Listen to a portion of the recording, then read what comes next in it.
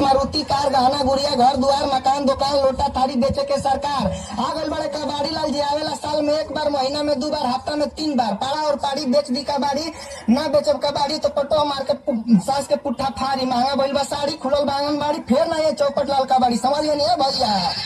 अरे वो कर किस्मत बिगड़ी गई अलई का रहला एगो आवर रानी करी अलई का रहला एगो आवर रानी करी कहनी की बाबू पढ़िला तू एमए बीए ऐसन मिलल संगतिया लागल दारू पिए। लड़के के समाज ही जिंदगी है, कोई अच्छा समाज पकड़ लेगा लड़का कामयाब हो जाएगा और गलत समाज पकड़ लेगा जिंदगी इसका बर्बाद हो जाएगा। कई बार समाज से दूर होता है कुछ समाज उड़ जाए और बात फांस मिश्री एक भाभी का। अरे कहानी की बाबू पढ़िला तू एमए बीए ऐसन मिलल संगतिया लागल दारू पिए। अरे छोड़ के पढ़ाई लिखाई और नाचे में निकल गईल लइका रहला एगो आवर रानी करी गई। देखना हम कैसा लागत रे एकदम बंदर की तरह। तोरा माई के हम दामाद। हम कहते हैं चले जाओ यहाँ से, दोबारा यहाँ कभी नहीं आना। आखिर तुम्हारा हमारा रिश्ता ही क्या है? छोड़ दो मुझे, मैंने कहा छोड़ दो मुझे। मत भूलो कि मैं एक इज्जतदार खानदान की बहू बनने जा रही हूँ। हमारी शादी हो रही है उस लड़के से जिसे हमारे पिता ने चुना है, हमने चुना है अपनी मर्जी से। अपनी मर्जी से? तो फिर क्यों आई मेरी जिंदगी में? क्यों मुझे बदला? क्यों बनाया मुझे ऐसा? क्यों दिखाई मुझे वो खुशियां वो प्यार ताकि आज तुम मुझसे कह सको कि वो सब झूठ था और सच ये है कि आज तुम किसी और की बनना चाहती हो?